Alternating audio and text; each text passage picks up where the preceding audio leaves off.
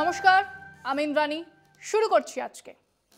দুবার জেতা আসন আসানসোলে বিজেপির প্রার্থীকে আমরা জানি না, জানেন না এলাকার বিজেপি কর্মীরা, জানে না সংবাদ মাধ্যম। গেস ওয়ার্ক চলছে, তাতে আরও কনফিউশন বাড়ছে।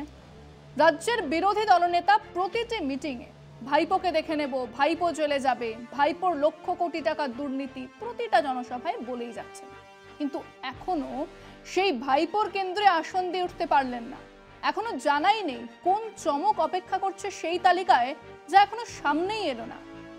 সারা দেশ জানে, আমরাও বহুবার আলোচনা করেছি যে বিজেপির আসন বাড়াতে হলে তাকে সেই আসন পেতে হবে কেরালা থেকে, তামিলনাড়ু থেকে, আন্ধ্র থেকে, উড়িষ্যা থেকে এবং অবশ্যই বাংলা থেকে। সেই বাংলার দায়িত্ব চলে গেছে দিল্লির নেতাদের হাতে। জেলে পড়া হয়েছে বেশ কিছু মন্ত্রী শান্ত্রী তৃণমূল নেতাদের। এনআইএ ডেকেও তলব করা হচ্ছে তৃণমূল নেতাদের। আবার রাজ্যের কিছু কিনো খ্যাপার দল খেপে উঠেছে। তারা যোগ দিচ্ছেন রুদ্রনীলের নেতৃত্বে কালচারাল সেলে। কিন্তু ডায়মন্ড হারবার আর আসানসোলের মতো দুটো গুরুত্বপূর্ণ আসনে প্রার্থী খুঁজে পাচ্ছে না বিজেপি।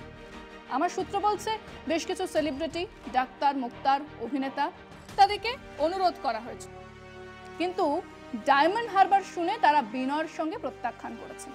শেষমেশ নাকি গোখরো সাপকেই রাজি করানোর চেষ্টা চলছে, কিন্তু শরীর খারাপের কথা বলে তিনিও তা এড়িয়ে গেছেন।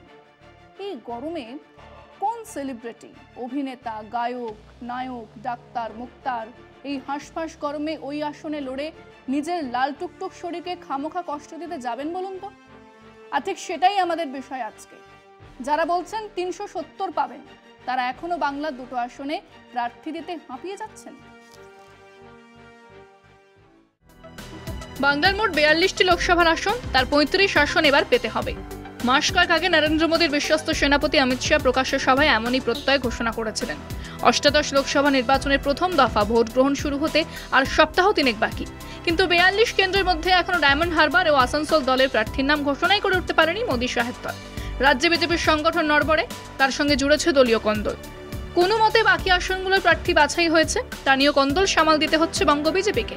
অথচ রাজ্যের শাসক বা বিজেপির প্রধান প্রতিপক্ষ একযোগে 42 প্রার্থীর নাম ঘোষণা করে পুরো দমে প্রচারে নেমে পড়েছে।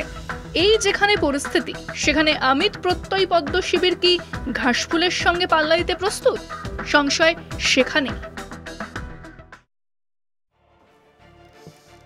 বিজেপি উত্তর ভারতে যে ধারণা থেকে বেড়ে উঠছে, তার সঙ্গে কি এতটুকু মিল আছে আমাদের এই বাংলা?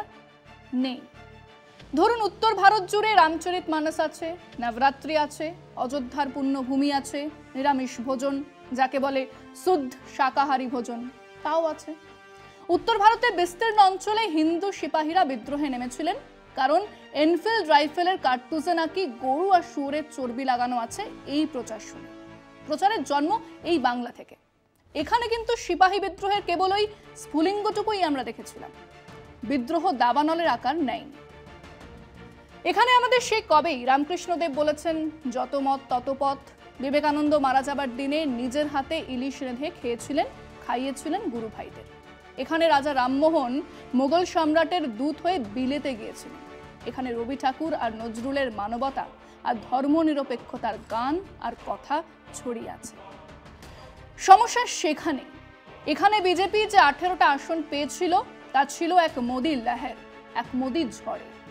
2019-এ মোদী ঝড়ের অনুষঙ্গ ছিল পুলওয়ামা। আজ সেই ঝড় বা হাওয়া নেই, এমনকি মৃদুমন্দ পবনেরও দেখা নেই। খামোখা চেঁচিয়ে মরছে কিছু নেতা। যে মাটিতে কমলা লেবু হয় না, যে আবহাওয়াতে কমলা লেবু হয় না, সেখানে কমলা লেবু চাষ করতে গেলে যা হয় ঠিক তাই হচ্ছে। ফল হচ্ছে না বলে টক হচ্ছে। বাংলার মানুষকে বোঝানো যাবে যে নবরাত্রির সময়ে নিরামিষ খেতে হয়, বোঝানো যাবে যে হিন্দুরা বড্ড বিপন্ন, বোঝানো যাবে যে দুর্গা বা কালী নয়, হনুমানেই লুকিয়ে আছে আসল দেবতা, বোঝানো যাবে যে মুসলমান মানেই দেশদ্রোহী। সম্ভব নয়।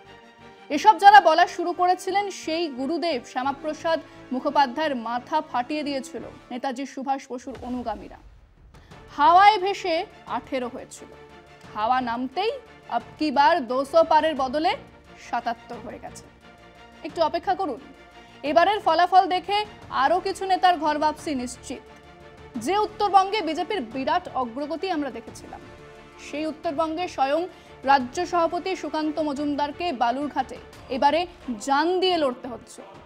আলিপুরদুয়ার সেফ সিট নয়, রায়গঞ্জ জিতেছিলেন দেবশ্রী চৌধুরী, জিতে মন্ত্রী হয়েছিলেন। এবারে নিশ্চিত হারের মুখোমুখি না হতে চেয়ে আসন ছেড়ে পালিয়েছেন। ওখানে বিজেপি 3 নম্বরে থাকবে। বাঁকুড়া, ঝাড়গ্রাম, পুরুলিয়া জিতবে। হুগলি যেতে আসতে পারবে। সংশয় আছে রানাঘাট, মেদিনীপুর নিয়েও। এবং সেই নড়বড়ে সংগঠন আর জয় নিয়ে সংশয় কর্মী নেতাদের ফৌজ এখনো 2টো গুরুত্বপূর্ণ আসনে প্রার্থী ঠিক করে উঠতে পারল না। আমরা আমাদের দর্শকদের জিজ্ঞেস করেছিলাম, যারা বিধানসভায় শূন্য তারা বহু জায়গাতে বহু আসনে প্রার্থী ঠিক করে উঠতে পারেননি, বোঝা গেল। কিন্তু যারা দেশের নিজেরাই 370টা আসন জিতবেন বলে দাবি করছেন, তারা রাজ্যের সবকটা আসনে প্রার্থী দাঁড় করাতে পারছে না। এটা কি বুঝিয়ে দেয় না যে এ রাজ্যে বিজেপি এখনো তৃণমূলের মুখোমুখি দাঁড়ানোর ক্ষমতা অর্জনই করেনি? শুনুন মানুষজন কি বলেছে। অভিষেক বন্দ্যোপাধ্যায়ের বিরুদ্ধে প্রার্থী ঘোষণা করতে পারে না। তারা বলছে 370টা আসন পাবে। মূর্খের স্বর্গে বাস করছে বিজেপি পার্টি। অনেক রকমের কাজকর্ম, মানুষের তো কাজকর্ম অনেক রকম করেছে এবং ভালো কাজও করেছে। তো আমার মনে হয় তাদের দিদিই জিতবে। পশ্চিমবাংলা 42টা আসনের মধ্যে এখনো মধ্যে সম্পূর্ণ আসন ওরা কমপ্লিট করতে পারে না। এদিকে বলছে ইসবার 400 পার বলছে, কিন্তু প্রতিযোগিতায় ওরা এখনো পর্যন্ত পার রাখতে পারছে না। একদমই ঠিক, কেননা ভারতীয় জনতা পার্টির পশ্চিমবাংলায় দীর্ঘ 20 বছরে দেখা গেছে এবং প্লাস 10 বছরে যে তৃণমূল কংগ্রেসের সামনে দাঁড়াবার মতো তাদের কোনো স্থান বা গ্রহণযোগ্যতা তারা মানুষের মধ্যে তৈরি করতে পারেনি। সময়ের অপেক্ষা রয়েছে, সময় শেষ কথা বলবে। আমি আশা করি ওদের ধারণা যেটা ছিল সেটা সম্পূর্ণভাবে মিথ্যা প্রমাণিত হয়ে যাবে এই ভোটের মাধ্যম দিয়ে। আমরা মোদিকে চিনি না, আমার দিদিকে চিনি। ও এখানে 42টা আসনে তৃণমূল দিয়ে দিল, ওরা দিতে পারছে না, এটা তো একটা অক্ষমতা দেখা যাচ্ছে। এ রাজ্যে বিজেপির কোনো রকম অস্তিত্ব নেই। তৃণমূলের সঙ্গে সংগঠনের তাদের কোনো রকমভাবে তুলনা করা চলে না। একদম তাই। যেখানে 370টা পাবে বলে বিজেপি দল বলছে, সেখানে পর্যন্ত এখনও পর্যন্ত আমাদের ডায়মন্ড হারবারের কেন্দ্রে এখনও বিজেপি সেখানে প্রার্থী দিতে পারেনি। তাহলে তারা কি করে ভাবছে যে এখানে ওয়েস্ট বেঙ্গল থেকে তারা 25টা 30টা করে সিট পাবে? বেঙ্গলে বিজেপির ক্ষমতা নাই, আর বিজেপি সেইভাবে উন্নয়নও করেনি। আমাদের লোকসভা কেন্দ্র যে ডায়মন্ড হারবার, আসানসোল, এই 2 জায়গায় ওরা প্রার্থী দিতে পারেনি। তো ওরা কি করে আনতে পারবে অতখানি? এই রাজ্যে এখনো বিজেপির ক্ষমতা হয়ে ওঠেনি তৃণমূলের সামনে দাঁড়াবার। না, অক্ষমতা চেষ্টা করছে, চেষ্টা করার কি আছে। যে আমার মনে হয় তৃণমূলের উন্নয়নকে মনে হয় আমাদের যে বিজেপি ভয় খাচ্ছে। মানুষের বিকল্প বলে কিছু নেই অভিষেক ব্যানার্জি ছাড়া। তো এখানে কেউ আশা করি অভিষেক ব্যানার্জির সামনে দাঁড়াবার সাহস রাখবেও না। এখনো পর্যন্ত তারা প্রার্থী দিতে পারলো না তৃণমূলের সব প্রার্থীর এগেনস্টে। এর থেকেই প্রমাণ হয় যতই জুজু, সিবিআই আর ইডির ভয় দেখানো হোক, প্রার্থী ওদের কাছে নেই। এখানে ওরা বাস চেঁচাচ্ছে, কিছু করতে পারবে না। বিজেপি একটা হাওয়া তোলার চেষ্টা করেছে সারা ভারতবর্ষে, যে আমরা এবার 370 থেকে 400-র কাছাকাছি সিট পাবো। কিন্তু বিজেপির বড় বড় নেতারাও জানে যে এই পশ্চিমবঙ্গে তাদের কঠিন। তৃণমূল কংগ্রেসই শক্তবাদী, তো এখানে বিজেপির কোনো অস্তিত্ব নেই।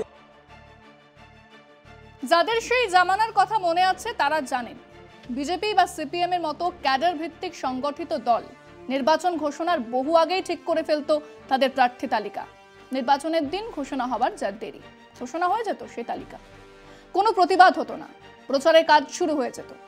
2টো দলেই আজ একই হাল, প্রার্থী নেই, অনৈতিক জোট, প্রার্থী পদ নিয়ে আকচি। যেমনটা হতো কংগ্রেসে, যেমনটা হয় আর 5টা দলে, নির্বাচনের আগে ঠিক তেমন ছবি দেখা যাচ্ছে কমিউনিস্ট পার্টি বা বিজেপি দলে। ফারাক হলো কমিউনিস্ট পার্টি আপাতত এক অতি ক্ষুদ্র সংসদীয় দল, আর বিজেপি এক বিরাট আকার। তাহলে কি ক্ষয় শুরু হয়েছে? পূর্ণিমার পরে চাঁদের মতো ক্ষয়? আজকে পর্যন্তই। দেখতে থাকুন কলকাতা টিভি, রাত দিন 7 দিন।